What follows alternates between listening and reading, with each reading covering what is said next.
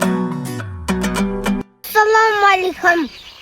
Men Alihan. Men bugun akini qiladagi maldaga tamoq beramiz. Bugun Alihan balam ekemiz төртілікті қалай жайлау керек екенін үйренеміз.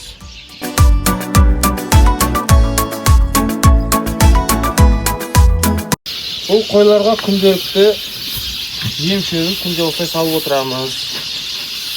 Таңертең шөбін саламыз, түстен кейін жемін, суын береміз.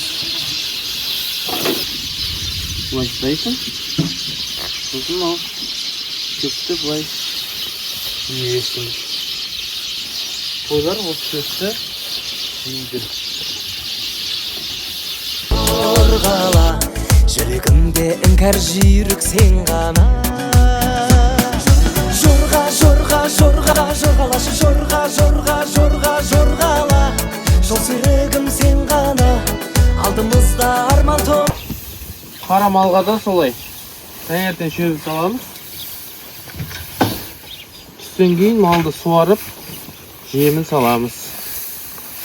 Күнделікті салып отырамыз.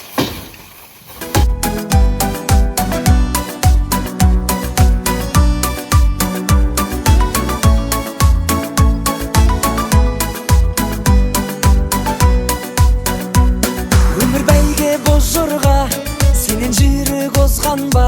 Боз жорға, боз жорға. Айналайын боз жорға, сен дегенде сөз бар ма? Боз жорға. Осы күнделікті салып отырған жем шөбін бұл қойларды біз бордақылап жатырмыз. Ертең мартқа қарай осы малдарды Құдай қаласа етке тапсырамыз. Қойлар бұл аналық қойлар, боздайтын қойлар. Жаңағы жақта тұрған қойлар ол еркек қойлар. Күндіз таңертең далаға шығады, кешке қарай түнгі қораға қамалады. Осы жерге түстен кейін жемін саламыз, суын құямыз. Күндегісін осы жерде жемін тамағын салып отырамыз. Ал біздің жабағымыз күндегісін күнде мініп отырамыз. Үйретіп жүрміз осы жабағын.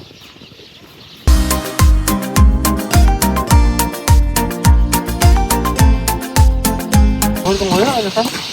Осылай төрт малды осылай жайлайтын күнде. Ертең сен өскен кезде сен маған көмектесесің, е? Иә, осы мен аяқтады. Рахмет.